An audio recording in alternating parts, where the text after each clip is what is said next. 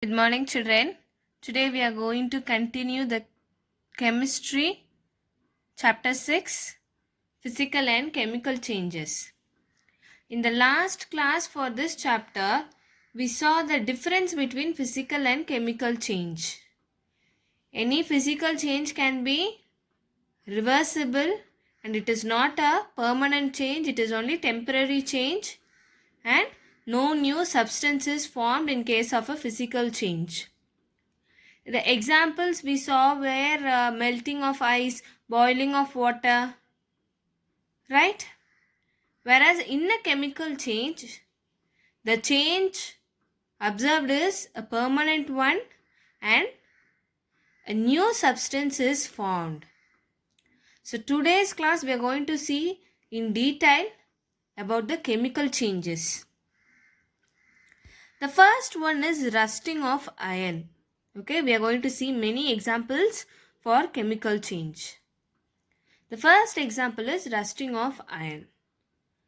Iron gates, iron benches, spade, shovels, all these things rust when exposed to air. Iron is a different material and the rust formed is a new substance due to the chemical change occurred in iron. What is rust? It is a brown color substance deposited in the iron metal due to the reaction with the surrounding atmosphere, air and water. So whenever iron is exposed to the atmospheric air and also the moisture in the atmosphere, it forms a new substance called rust. This change is a chemical change because a new substance is formed in the material iron. Deposition of rust happens there. Then the next example. So we are going to do this example in the laboratory. Okay. So you will take few magnesium ribbons. Magnesium will always be present as in the form of a ribbons only, not in the powder form. Okay. So I will take few pieces of a magnesium ribbon and I will bring it near to a candle. Okay. I'm just bringing it to a fire so that the magnesium ribbon will burn and the ash is formed. So the magnesium upon burning, it reacts with the surrounding atmospheric air, that is the oxygen. It comes in contact with the oxygen and the magnesium and oxygen together reacts and gives us magnesium oxide. So in chemistry, you will learn many equations like you learn in your math. Okay, so you will have a left hand side and the right hand side. In the left hand side, you will have the elements and in the right hand side, the resulting product element after reaction. In between, you will have the arrow mark, not equal to. Okay, it is arrow mark.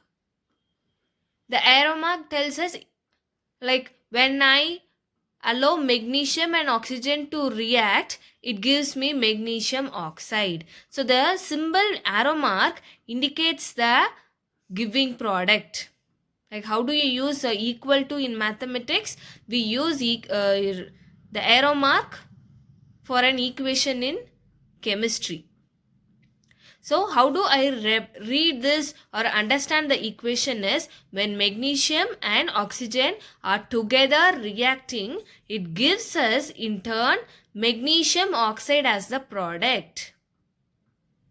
Magnesium oxide we write it as MgO. I'm not balancing any equation. Balancing the equations you will learn in detail in the upcoming chapters. So I'm just writing the resulting product magnesium oxide is MgO.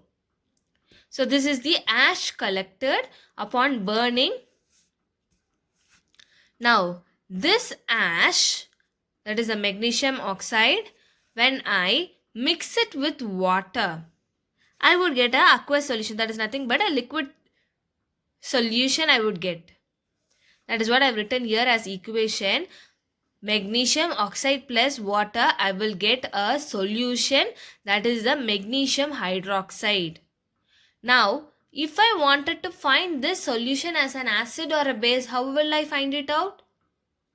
I will use the litmus paper, either blue litmus or red litmus, and I will identify whether the obtained solution is an acid or a base. Isn't it? Then, also the obtained product has hydroxide. Magnesium hydroxide. Hydroxides are always base. We have already learned this in the acids and bases chapter. Okay, so the magnesium ribbon which undergoes a chemical change upon burning, it forms an ash, that is the magnesium oxide form.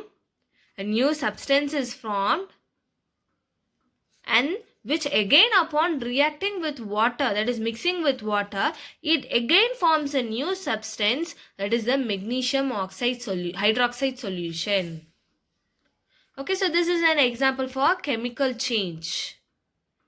A new substance is formed upon reacting. Okay, the next example. What am I going to do is, I will take a beaker and I will put copper sulfate and water together. I will mix it as a solution. I will add copper sulfate powder form with water, so that whenever I mix anything with the water, it becomes a solution. I will take that solution in a beaker and put some iron nails to it, or any blade, you can even put an aluminium blade inside the beaker. Now you will add few drops of dilute sulfuric acid to this solution. It is the copper sulfate solution with the iron nails immersed in it is taken in a beaker. In this beaker, you will add few drops of dilute sulfuric acid and leave it for few minutes. What will you notice is, when you leave for a while, there happens a chemical reaction. The iron nails will undergo a chemical change immersed in the copper sulfate solution, and after a while, when you take the iron nails out and see, you could find a brown deposit on it. How come the brown color deposition happened in the iron nail? When this copper sulfate solution and the iron nail were allowed to react, okay, there occurs a chemical change. The copper sulfate solution initially will be in the blue color. After the chemical changes occurred, it changes to green.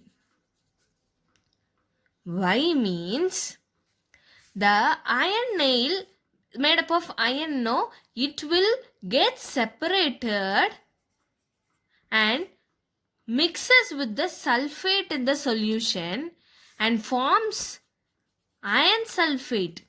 Only iron sulfate is green in color. Copper sulfate is blue. The solution will be in blue in color before starting the experiment. After a few while, when we see the chemical change, the iron from this nail mixes with the sulfate and they both will form a solution called iron sulfate solution, which is green in color. Now the leftover copper will be deposited on the nail. That is why you could notice a brown color deposit on the iron nail. Copper is brown in color. Okay, I have denoted that as an equation. So initially I had copper sulfate solution and iron nails. So iron nails is nothing but made up of the element iron, Fe. I have written that here in the left hand side. So I had before the experiment I had this is as my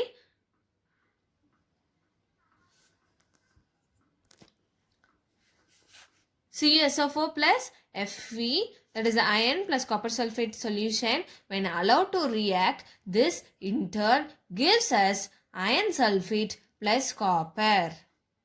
Iron sulfate is green in color. that solution is iron sulfate solution, and the copper gets deposited on the iron nails. When you test the iron nails after the experiment and see, you could understand the deposition of copper on it due to the chemical change. So here again a new substance is formed, and so this is an example for a chemical change. The last example. So this is a very interesting example. What am I going to do is, I will take a test tube. Okay, in that test tube, I will mix vinegar and baking soda. Okay, I'll mix vinegar and baking soda together in a test tube. So where do we come across vinegar and baking soda? These both are used as ingredients in our food. When we bake bread or a cake, we mix vinegar and baking soda. Why do we mix them? So that the bread is soft and fluffy. Okay, so how is your bread and cakes are soft and fluffy means when you mix vinegar and baking soda, they produce carbon dioxide. The carbon dioxide will be collected there and thus making the bread fluffy. Okay, so that is why I have taken a test tube. In that I am mixing both vinegar and baking soda. When I mix them both, they will definitely produce carbon dioxide. Now I am going to collect this bubbles of carbon dioxide, that is the gas molecules of carbon dioxide, using another tube and release them to another test tube having lime water. Okay, so lime water I am having here. I am collecting the carbon dioxide produced when mixing vinegar and baking soda and releasing those carbon dioxide gas molecules to lime water. What is lime water? Lime water is nothing but tsunami we tell in Tamil, right? When that is mixed with water, it is nothing but your lime water. Okay, so this carbon dioxide gas molecules will react with the lime water, and in turn there occurs a change in the lime water. The lime water will be turned or changed into a milky formation. Okay, so this is an example of chemical change. The gas molecules produced by mixing vinegar and baking soda on reacting with the lime water, there occurs a chemical change resulting in the formation of a milky state. That is why I have written it as a equation: carbon dioxide and reacting with lime water. Lime water, as I told you, it is calcium hydroxide, is nothing but your lime water. So lime water and carbon dioxide will give us calcium carbonate. This calcium carbonate only turns into the milky state plus water.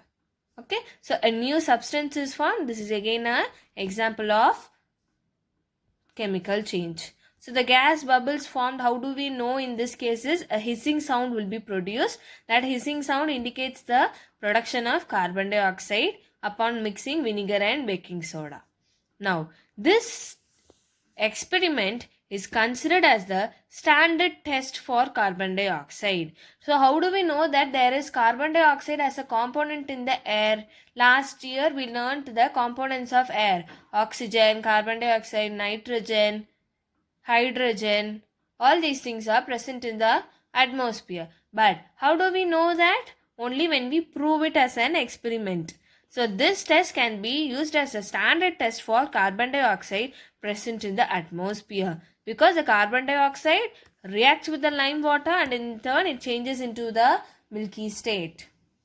Okay children, so these are the examples for chemical change. With this I would like to stop today's class. If you have any doubt, kindly contact me children. Thank you.